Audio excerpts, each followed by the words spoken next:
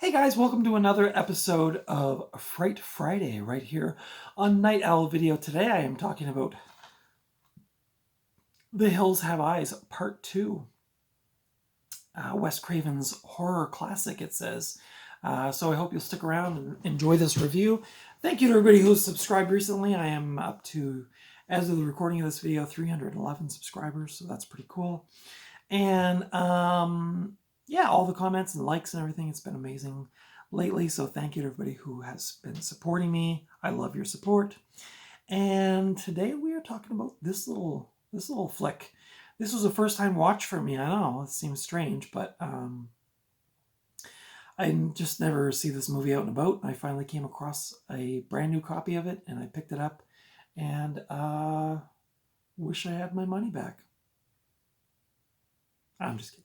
I'll get to that. I'll get to that in a bit, but no, it wasn't that bad. But anyway, The Hills Have Eyes Part 2. This is a horror thriller from 1985. It was directed by Wes Craven. It stars John Barrowman, who was also in the original The Hills Have Eyes, as well as Deadly Blessing, and The Devil's Rejects, the Rob Zombie film. This also stars Robert Houston, who was also in the original The Hills Have Eyes, as well as the Steven Spielberg vehicle 1941. This also stars Tamara Stafford, who was in Against All Odds, as well as Janice Blythe, who was in Eaten Alive, as well as the original The Hills Have Eyes, the Wes Craven Hills Have Eyes from 1977. This one is from 1985, yeah. The synopsis for this film is, it's been 8 years since Bobby, played by John Laughlin, barely survived being terrorized and held captive by a group of desert-dwelling cannibals. The rest of his family weren't as lucky. Bobby now runs a motocross shop with Ruby, played by Willard Pugh. Ruby, yeah. One of the cannibals who kept him alive, but later turned on her family. Both have tried to heal their pain, but the past comes raging back when Bobby and Ruby return to the desert with bikers they're sponsoring, and Ruby's family reappear to kill again. Yeah. If you've never seen The Hills Have Eyes, the original, like the 77 version, it's pretty disturbing. Like, it's like true, to me, like Grindhouse style, like low budget, dirty, like Texas Chainsaw Massacre. You feel kind of dirty when you're done watching it. This movie is not far behind. This, like I said, is the sequel to the 1977 film. The Hills Have Eyes Part 2 was shot cheaply in 1983. The production ceased due to a lack of money. So this movie sat on the shelves for a year or two before finally getting released. Though it was released after A Nightmare on Elm Street in 1984, The Hills Have Eyes Part 2 was shot before A Nightmare on Elm Street went into production. Writer-director Wes Craven has claimed that only about 2/3 of the movie was shot before the studio halted production due to budget concerns. When A Nightmare on Elm Street became a box office success, the studio convinced Craven to finish The Hills Have Eyes Part 2 using only the footage that had already been shot. Since there was not enough for a feature-length film, footage from the first The Hills Have Eyes, 1977, was edited in to pad out the running time. Wes Craven has since disowned this film. Yeah, that's true.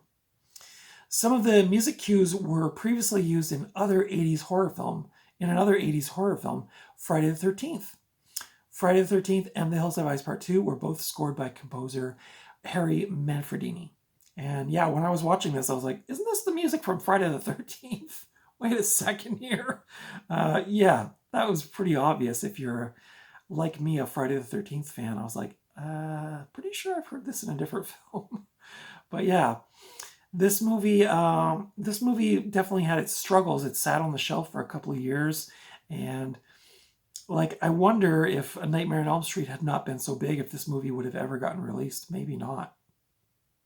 Hard to say, but the critical response for this film is the critics trashed this film. It currently has a 0% on Rotten Tomatoes. In the book, I copied this from Wikipedia, so allegedly. In the book, The Official Splatter Movie Guide, volume 1963 to 1992, hundreds of the grossest, goriest, most outrageous films ever made by writer John McCarty, he states, quote, "Writer-director Wes Craven must have thought we all suffer from amnesia, too, because he fills the sequel with clips from the first film to help us remember what happened in it. Either that, or because he didn't really have anything new up his sleeve, he was just trying to pad out the running time. The movie was so bad that it was shelved for 2 years, never released theatrically, then sold to video and pay TV to help recoup some of the costs," unquote. So there you go. So this movie just, it's just one of those weird kind of sat on the shelf for a couple of years. It's disowned by its director. It's pale in comparison. So I'll get into my thoughts on this film. This pales way pales in comparison to the original. And the original is even not one of my favorite Wes Craven movies. I like the original, but this movie was not good. I would struggle to give this 2.5 out of 5. I did not like this movie. This edition is not great either. This is put out by Horizon Movies in 2012. The transfer is really bad. Like, I don't know if it's from a VHS or something, or if it's from a film, it was not cleaned up. The transfer is terrible. It's so dark in places that I couldn't tell what was going on. So this was just generally a disappointment for me. I was kind of forewarned by my friend Eric that it definitely was not as good as the original, but I think he, like me, he also didn't really care for the original, or it kind of lost its charm over the years. But I saw that on the back cover and I thought, oh, it looks pretty gory. Maybe it'll be good. John Barrowman's always good to watch on screen. You know, that guy. But yeah, I can't say much good about this. Just the plot was thin. The acting was equally thin. I really can't say much. I think John Barrowman tried to stay in character from the original and tried to be very serious about this, but one just fell flat on its face, and I can see why Wes Craven disowned it. It's just not good. Special features on this are trailers and a gallery. This is from 1985. It's 90 minutes. That's a plus. It's color. This is in anamorphic widescreen. It's rated R in Canada. This is a Region 1 DVD. It says Notorious and Bloody Sequel, but I did not find this. In fact, I was kind of waiting for the gore, and it really never happened. So if you're going into this, it also says it's an edge-of-your-seat slasher. That is definitely not true. This was more of a recline in your seat and try to stay awake thriller. But yeah, this is a bare bones DVD.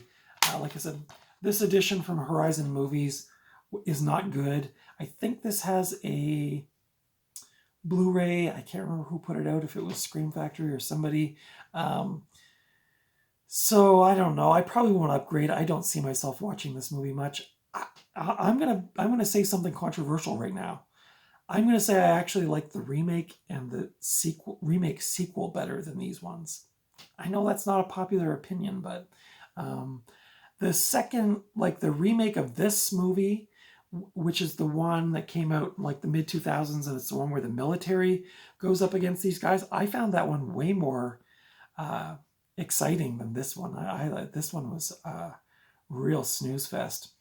But anyway, those are my thoughts on The Hills Have Eyes Part 2. What are your thoughts? Did you like this movie? Did you not like this movie? Am I missing something? Or is it because I just really don't like really low budget schlock? I don't know. Like I said, I did like the original quite a bit, but this one just fell really flat for me. You can currently rent this movie on YouTube, Apple, and Google Play. Not sure if it's on Tubi or not. You could check there as well as YouTube for a free copy, but you can rent this on YouTube, Apple, and Google Play. This edition, like I said, is bare bones. Not much to it, but anyway, that's my thoughts on this movie. I could keep rambling on, but I think I'd probably just end up saying the same thing over and over again. So those are my thoughts. Did you see The Hills Have Eyes Part 2? Did you like it? Did you not like it? Leave your thoughts in the comments below. Consider giving me the thumbs up if you like this review or this kind of content. Consider subscribing if you haven't already. I do Cult Movie Tuesdays every Tuesday and Fright Friday horror movie reviews every Friday. And I try to do some thrifting hauls in between, which I have some really good ones around about the time that this video is going to drop. So be sure to check those out. I have a year-long playlist of cult movies and Fright Friday horror movie reviews, as well as a long list of thrifting hauls. So if you like that kind of stuff, consider going back and checking them out. Follow me over on Instagram at Night Owl Video, and until next time, I will see you at the video store or at the thrift store, but hopefully not in the middle of the desert, because that would be really scary and John Berryman would come and get us, and that would be really bad. So take good care of yourselves until next time, and I will see you in the next video.